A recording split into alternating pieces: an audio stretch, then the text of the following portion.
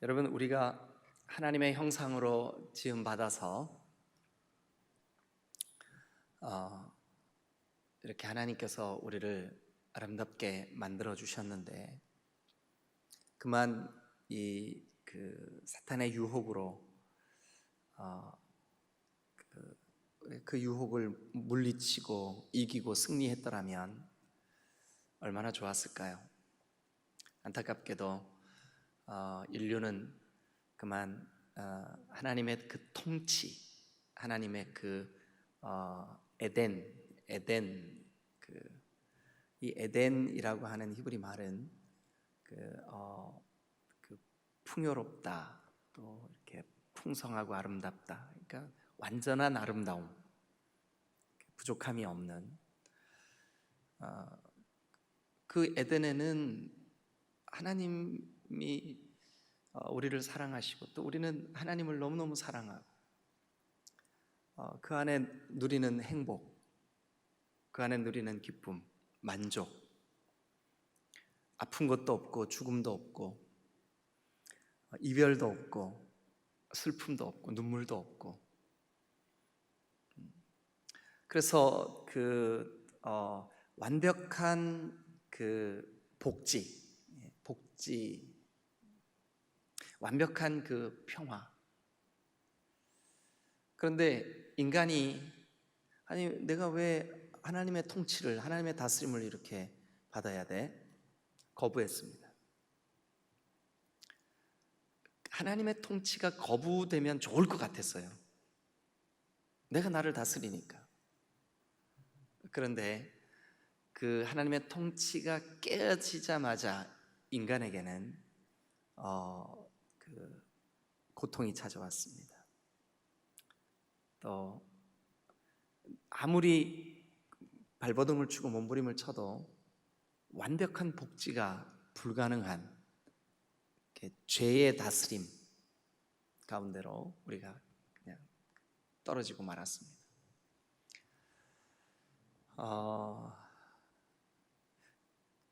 하나님의 다스림을 거부한 인간의 그 결과는 비참했습니다. 허무하고, 또 인생의 결론이 죽음이고, 죽음 이후에는 심판이 기다리고 있고, 병들고 울고 한숨 쉬고 고통하고, 복지가 깨진 거죠. 그러니까 그 인간의 만족함이 없어져 버린 거죠. 이스라엘 백성들이 애굽에 살 때는 온갖 우상과 또 노예로서 아무리 땀 흘리고 수고하고 해도 주인에게 모든 것을 다 착취당하는, 그러니까 평안, 기쁨, 복지 이런 거는 찾아볼 수 없는 그런 환경이 되어버렸습니다. 하나님이 모세에게 내 백성을 데리고 나가라. 그래서 이제 애굽을 출애굽하게 되었습니다. 출애굽한 백성들이 이제 가나안 땅에 가야 하는데, 그 애굽에 종살이할 때의 습성, 애굽에 종살이할 때의 그들의 가치관, 애굽에 종살이할 때 그들의 무책임함, 이런 것들이 몸에 배어 있는데, 어느 날 갑자기 가나안 땅에 데려간다고 이 사람들이 하나님의 통치를 기뻐할 리가 없잖아요. 그래서 이들에게 그 애굽의 습성을, 그러니까 애굽의 근성을 지워버려야 되는 훈련의 기간이 필요했죠. 그게 바로 광야 40년이에요. 그래, 광야 40년을 이렇게 지나면서 이제 우리가 여러분, 이 23장은 어디에 와 있는 거죠? 이스라엘 백성들이 신의 산 앞에, 하나님의 산 호렙 앞에 와 있어요. 그곳에서 하나님이 가장 먼저는 십계명을 주셨습니다. 십계명. 나 외에 다른 신 섬기지 마라. 그러니까 더 이상 여러분, 우리가 하나님의 통치 외에 다른 것의 통치를 거부해라.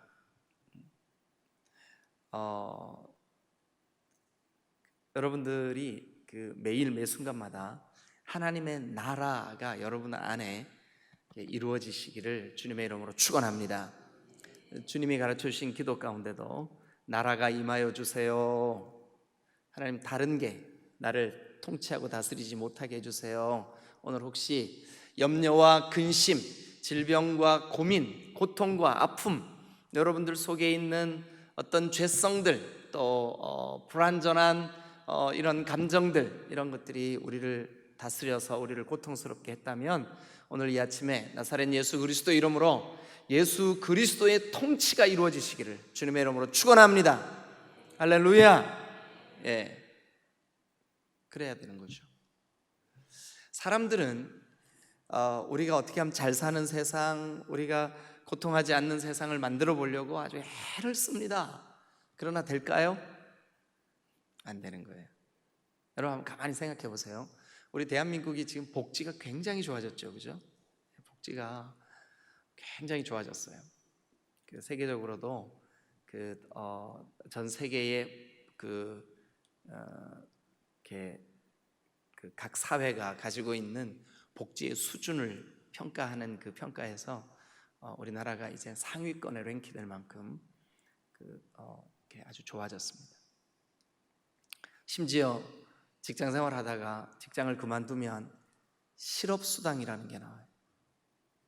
그래서 어떤 사람들은 그러더라고요. 이제 직장 잡아가지고 실업수당 탈 만큼만 일하고 그만두고 뭐 이렇게 어디 놀러도 가고 그랬다가 실업수당이 끝날 때쯤 되면 또 직장 잡고 이게 복지는 복지인데 뭔가 좀 그러니까 양극단이 있는 거죠. 이쪽을 좀 충족시키고 싶었는데 이쪽이 펑크가 나는. 그래서 유럽의 이 복지가 세계에서 가장 발달했다라고 하는 나라치고 경제적인 어려움이 없는 나라가 거의 없습니다. 파산 직전에 있고 나라의 국고가, 나라의 경제가 굉장히 백성들의 복지 때문에 이렇게 위협을 받는 그런 지경까지 갔습니다. 우리도 그걸 염려하는 분들이 많이 계시더라고요. 노인들을 위한, 또 장애인들을 위한, 또 이런 극빈층들을 위한 복지는 아주 당연히 해야 되고 당연히 필요하죠. 그러나 쓸데없는 곳에 너무 이렇게 나라 돈이 줄줄 새고 있다, 이런 지적들을 많이 하는 것 같아요. 여러분, 인간의 제도로 참된 진정한 복지가 가능할까요? 결론 먼저 말씀드릴게요. 불가능합니다. 불가능합니다. 인간의 이 머리에서 나오는 인간의 제도, 인간의 두뇌, 인간의 방법으로는 복지는 불가능합니다. 왜냐하면 이쪽을 좀 막아보려고 했던 그 복지가 이쪽이 펑크가 나게 만들기 때문에 그래요. 또 이쪽을 좀 달래주고 싶었던 복지가 또 다른 사각지대를 만들기 때문에 이 인간이 고안해내는 복지는 한계가 있습니다. 함정이 있고 이 복지를 완벽하게 하려면 뭔가가 또 희생을 해야 되는 그런 어려움이 있습니다. 저와 여러분들이 하나님을 믿는 이 하나님의 다스림, 하나님의 나라 백성으로서 우리에게 진정한 복지를 위해서 우리가 해야 할 일이 뭘까요? 하나님이 그걸 너무너무 잘 아셨어요. 너희들이 고안해내는 방식으로는 안 돼. 한번 해봐. 그거 하다 보면 나라 전체가 흔들릴 수 있어. 그거 하다 보면 또 다른 사람이 소외될 수 있어. 그거 하다 보면 이 사람을 돕기 위해서 이 사람은 고통을 받아야 돼 라고 하는 불합리한 복지. 그런데 이미 하나님은 우리가 저 에덴에서 쫓겨날 때 이미 이 사실을 아셨어요. 그래서 출애굽한 이스라엘 백성들이 하나님의 통치, 하나님의 법, 하나님의 율법을 제정해 주시면서 인간의 참된 복지를 고민하시고 또 우리에게 그 길을 열어주셨어요. 자, 그럼 오늘 우리 23장을 통해서 진정한 의미에서의 인간 복지, 인간이 정말 그 좋은 세상을 만들기 위한 하나님의 이렇게 방법이 뭘까? 첫 번째, 너는 1절 보세요. 1절 다 같이 읽을까요? 시작. 너는 거짓된 풍설을 퍼뜨리지 말며 악인과 연합하여 위증하는 증인이 되지 말며. 여기 풍설과 위증 동그라미 한번 쳐보세요. 풍설과 위증. 이 풍설과 위증은 둘 다 거짓말입니다. 그런데 이 풍설과 위증은 내가 알고 했든 모르고 했든, 그러니까 잘못된 정보를 퍼뜨렸던 아니면 내가 알면서도 거짓말을 했던 간에 이 풍설과 위증이 만연하면 그 사회는 좋은 사회가 될 수가 없습니다. 하나님이 다스리시고 하나님이 통치하시는 사회에 반드시 필요한 복지가 뭐냐 하면 언어의 정의가 실현돼야 됩니다. 언어의 정의. 여러분, 우리가 여러분들의 말로 다른 사람을 상처를 입히고 여러분들의 말로 나는 공정해, 나는 공평해 라고 생각을 하면서 또 그렇게 말을 하면서 또 다른 누군가에게 아픔을 주고 고통을 준다 그러면 이건 복지가 아닙니다. 하나님이 우리에게 오늘 아침 이 말씀을 통해서 너는 누굽니까? 하나님의 백성, 하나님의 통치를 기뻐하는 너는 풍설을 퍼뜨리거나 악인과 연합하여 위증하는 증인이 되지 말라. 여러분, 옳지 않은 말, 사실이 아닌 말, 그리고 부정적인 말에 여러분 휩싸이지 마십시오. 간단하게 우리 주변을 한번 보십시오. 교회를 넘어뜨리려고 이단 신천지가 얼마나 거짓말을 마치 자기들을 정당화하는 그런 바른 것처럼 그렇게 위장해서 얼마나 많은 사람들을 현혹시키고, 여기 성경에 있는 대로 풍설과 위증으로 가득합니까? 사탄 마귀의 특징이 뭐냐면 이 풍설과 위증입니다. 교회 내에서 여러분 주변에 부정적이고 불평하고 거짓말을 하고 또 거짓된 사실을 퍼뜨리고, 조심하십시오. 조심하십시오. 어쩌면 그런 사람들 속에 이단 신천지의 손길이 아주 더럽고 추악한 그런 모습으로 여러분들의 영혼을 넘어뜨리려고 위협하고 있을지도 몰라요. 하나님은 하나님의 통치를 받는 하나님의 백성들에게 이렇게 말씀하십니다. 너 풍설 퍼뜨리지 마. 너 악인과 함께 위증하는 자리에 있지 마. 왜 그럴까요? 하나님이 이 사탄적이고 이 공동체의 하나됨을 깨뜨리는 이 언어의 폭력, 또 언어의 거짓됨, 이걸 하나님이 기뻐하시지 않기 때문에 그래요. 사랑하는 여러분, 오늘 우리는 주의 말씀으로 가득 채워져도, 그리고 주님을 높이고 찬양하는 우리의 언어가 정말 천사들도 흠모할 만한 그 아름다운 것으로 가득해도 우리가 너무 짧아요. 우리가 사는 이 세상에서 우리가 하나님을 높여드리고 간증하고 주님께 기쁨을 그리고 우리에게 역사하신 그 하나님의 일들을 함께 나누고 찬송하고 해도 짧아요. 모질아요. 그런데 우리가 풍설을 퍼뜨리고 위증하고, 요즘은 또 그 유튜브 같은 데도 그 거짓 가짜 뉴스 뭐 너무 범람하잖아요. 네. 그 얼마 전에 언젠가 그 유튜브 뉴스에 막 그 떠다니는 그 뉴스 중에 하나를 저는 사실인 줄 알고요.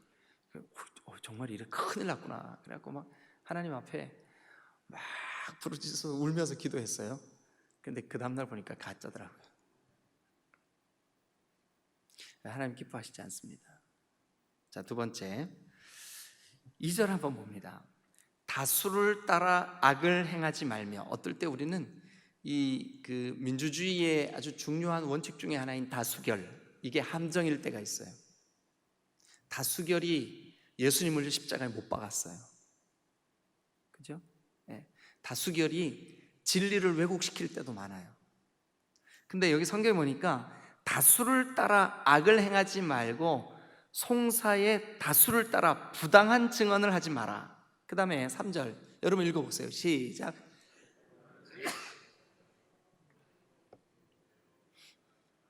여러분 우리도 모르는 사이에 내가 나 스스로 정의롭다고 생각하면서 가난한 사람과 부자가 어떤 법적인 공방을 벌이면 따져보지도 않고, 그러니까 뭐가 옳으냐 그르냐를 판단해 보지도 않고 누구 편을 들고자 하는 마음이 있어요.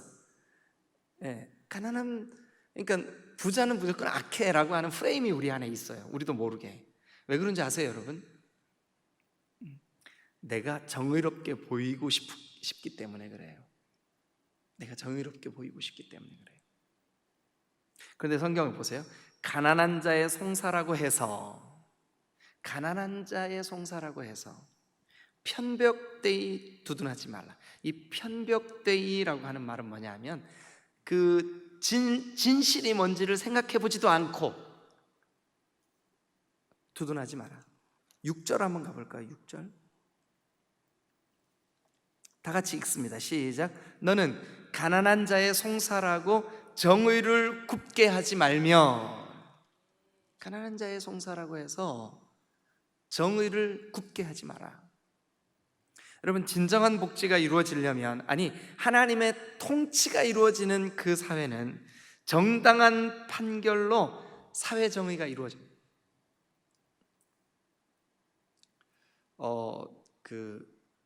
박정희 대통령이 그 정치를 하던 시대에 제가 어느 글에서 읽었는데 78년도인가 뭐 하여튼 그때 그 미인 재판이라는 제목의 아주 유명한 재판이 우리나라에 있었대요. 어떤 재판이냐 하면 그 어떤 여자가 사기로 한 집안을 망하게 한 사건이 기소가 됐어요. 위장 결혼을 해가지고 그 집안의 재산을 다 빼돌린 거예요. 그리고 그 집안의 최고 결정권자를 살인을 했어요. 증거도 너무 명백하고, 그리고 그 증인까지 있어요. 그런데 이 여자가 정말 유진보다 더 이쁜 거예요. 이경진보다 더 이뻐. 너무너무 이쁜 거예요. 근데 법정에 와서 이 여인이 다소곳이 앉아가지고 눈물을 쭉 흘리면서 아무 말도 안 하고 그러고 앉아 있었어요. 판사가 법복을 입고 딱 앉아서 그 상황을 지켜보더니 판결을 내리는데 그 판결문에 실제로 있었던 일이 웃을 일이 아니라 저렇게 곱고 아름다운 여인이 이 무서운 죄를 지었을 리가 없다. 그래서 무죄 판결을 내렸어요. 증인도 있고 증거도 있는데, 살인죄까지 저질렀는데. 유명한 미인 판결입니다. 이거는 판사가 여러분 눈에 보이는 그 가련해 보이는 그 모습, 그걸 보고 정의를 굽게 한 거죠. 그렇게 하면 그 사회는 악한 사회가 된다. 굽게 하지 말라. 여러분들도 여러분들과 친하다고 또 가난하다고 옳은 거, 바른 거, 하나님이 기뻐하시는 거, 이게 굽게 되지 않게 하시기를 주님의 이름으로 축원합니다. 그래서 여러분, 가난한 자의 송사라고 편벽되이 두둔하지 마라. 이거는 정당한 판결로 사회의 진리가, 공의가 바르게 서도록 해라. 여러분, 우리 그 다음 말씀도 같이 한번 볼까요? 자, 4절 봅니다. 네가 만일 네 원수의 길 잃은 소나 나귀를 보거든 반드시 그 사람에게 돌리라. 우리는 원수가, 우리가 막 미워하는 원수, 예를 들어서 이게 죄송합니다. 혹시 여러분 중에 일본과 친척이 있는 분들은, 제가 예를 드는 겁니다. 예를 드는 거예요. 여러분, 우리가 일본의 자연재해나 이런 게 일어나면 안 되잖아요. 안 되죠. 그 사람들도 평화롭게 잘 살아야 되죠, 그죠? 마땅히. 그런데 일본에 막 큰 지진이 나고 막 사람이 막 죽었다 그러면 우리 마음 한켠에 어떤 생각이 있어요? 솔직하게 오늘 아침에 우리끼리니까, 일본분 안 계시죠? 어떤 마음이 있어요?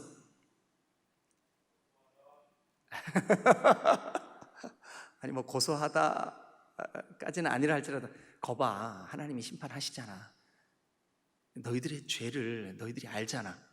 그렇게 2차 세계대전 때 그렇게 주변에 있는 나라들을 고통스럽게 했으니까 너희들도 한번 심판 받아봐. 뭐 이런 마음이 사실 우리 내면에 이렇게 이제 겉으로는 아유 참 안 됐다 뭐 이제 이러지만 속으로는 좀 그런 마음이 있죠, 그죠? 예. 근데 그렇게 하지 말아요. 네 원수의 소가 혹시 길을 잃거나 또 혹시 그 원수의 소가 함정에 빠지거나 구해줘라, 돌려줘라. 예. 네가 가지고 있는 그 감정으로 인하여 하나님께서는 너도 사랑하지만 너 곁에 있는 그 사람도 사랑하는데 네가 너의 그 마음에 아픔을 끼친 원수라고 해서 그 사람에 대하여 이렇게 생각하는 것은 옳지 않다. 여러분, 그래서 네가 만일 네 원수의 길 잃은 소, 나귀를 보거든 반드시 그 사람에게 돌려줘라. 사실 우리는 아이고 거봐, 내 마음 아프게 하더니 하나님이 심판하시잖아. 그리고 의도적으로 옛날에 제가 시골에 살 때 이렇게 보면 그 누구네 집 손지 대충 알아요. 소도 그 소상이 있어요. 우리 인상이 사람에게 아유 그 사람 인상 좋다. 이 소가요 다 똑같이 생긴 것 같죠? 안 그래요, 여러분? 신기합니다. 다 달라요. 네? 그 소는 눈과 눈 사이에 요 위에 이렇게 우리 요 가마처럼 사람 가마처럼 이런 게 있거든요. 근데 그 가마의 위치도 다 달라요. 그래서 우리 집 소하고 옆집 규선인의 소하고 분별이 돼요. 우리 소가 더 이뻐요. 그러니까 이 성경이 기록될 당시에 그 출애굽한 백성들 또 이제 가나안에 가서 정착해 살 사람들 이 소가 누구네 손지 이 소가 원수 건지 우리 친척 건지 안다고요.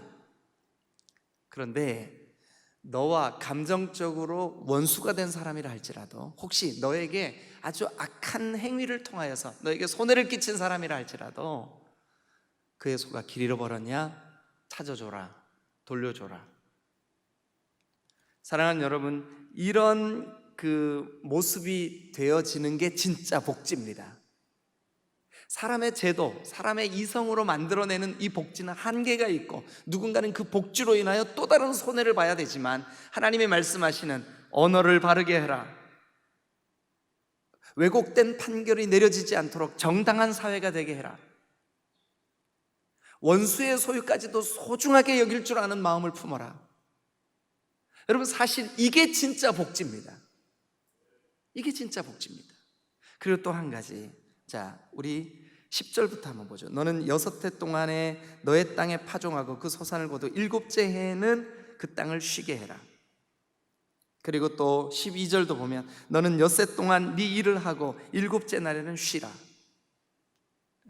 7째 날에는 쉬라.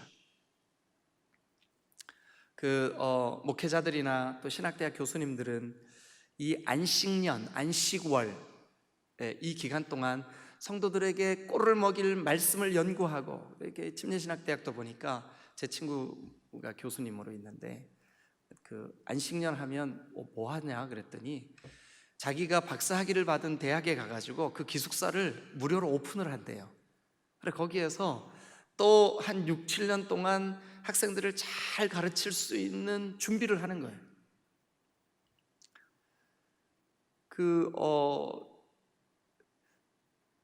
이스라엘 백성들에게 하나님께서 땅도 6년 동안 농사 졌냐? 그럼 7년째 쉬게 해서 그 땅이 그동안 빼앗겼던 영양분을 보충하게 해라. 그래야 네가 풍요로운 음식, 양식을 또 구할 수가 있다. 제가 지난주부터 이번 주까지 설교를 제가 몇 번 했나 이렇게 세어봤어요. 신방에서 말씀을 전한 것까지 딱 했더니 10번 설교했더라고요. 10번 일주일 동안. 여러분 일주일에 10번씩 설교하면 몇 년쯤 지나면 제가 고갈될까요? 여러분들의 느낌에 목사님 한 것도 하고 한 것도 하고 그러는구나, 이런 느낌이 딱 들 때가 언제쯤일 것 같으세요? 알려드릴까요? 6년입니다. 왜냐하면 성경에 그렇게 돼 있어요. 그래서 안식이 필요한 거예요. 그 기간 동안 말씀을 묵상하고 또 다시 연구하고 또 깊이 이렇게 준비하고 해서 또 새로운 말씀을 또 새롭게 전할 수 있도록. 사랑하는 여러분, 여러분들도 마찬가지입니다. 12절을 한번 보세요. 너는 엿새 동안 네 일을 하고 일곱째 날에는 뭐 하래요? 쉬어라. 쉬는데 육신만 쉬는 것이 아니라 여러분들의 영혼을 예배의 자리에서 하나님 앞에 달려나와 영적인 쉼을 누리실 수 있기를 주님의 이름으로 축원합니다. 혹시 예배가 율법이 되어서 여러분들에게 쉼은커녕 오히려 더 여러분들을 피곤하게 만들고 있지는 않습니까? 만약 그렇다면 여러분 진지하게 오늘 이 아침 주님 앞에, 하나님, 내가 주님께 올려드리는 이 거룩한 주일의 이 모든 그 일들이, 주일에 되어지는 모든 예배가 진정한 내 영혼의 쉼이 되게 하여 주옵소서. 이 기간 동안 여러분들이 지난 일주일 혹시 하나님 앞에 잘못 행하거나 죄를 범했거나 한 것이 있다면 주님, 내 영혼을 새롭게 주님 변화시켜 주시고 정결케 해 주옵소서. 그래서 여러분들이 이 거룩한 주일에는 진정으로 안식하는 여러분들이 되실 수 있기를 주님의 이름으로 축원합니다. 여러분, 오늘 성경이 우리에게 진정한 안식, 말씀을 좀 정리하고 오늘 마무리하겠습니다. 저와 여러분들의 언어 생활을, 언어를 정의롭게 하시기를 주님의 이름으로 축원합니다. 혹시 여러분들이 부정적이고 또 잘못된 그 정보를 전달하는 일에 빨랐고 여러분들의 그 언어가 위증하거나 또 잘못된 풍설을 퍼뜨리거나 했던 일들이 있다면 오늘 아침 하나님 앞에, 주님, 제가 성경의 원리를 따르겠습니다. 하나님의 통치를 받겠습니다. 또 두 번째는 우리가 이 사람은 가난하고 이 사람은 부자니까 내가 무조건 가난한 편 들어야 돼. 자기가 정의로운 척해요. 그러나 그것 때문에 진짜 진실이 왜곡되고 있다면 옳지 않다. 정당하게 판결해라.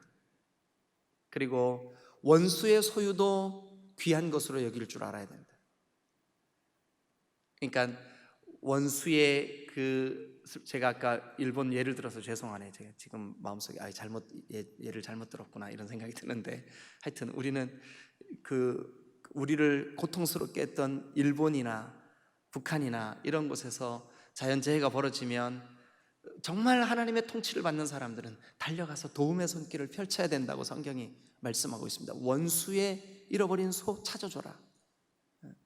원수의 고통 네가 같이 좀 아파해줘라. 이게 진정한 복지입니다. 그리고 안식년, 안식일, 이것은 여러분 정말 우리 자신을 위해서도 이것이 아주 소중하게 우리의 복지에 중요한 한 차원임을 기억하셔야만 됩니다. 그래서 너는 엿새 동안 네 일을 하고 일곱째 날에는 쉬어라. 여러분, 오늘 이 한 날이 여러분들의 영혼이 예배를 통하여 하나님 앞에 재충전되는 거룩한 축복의 역사가 있으시기를 주님의 이름으로 축원합니다. 기도하시겠습니다.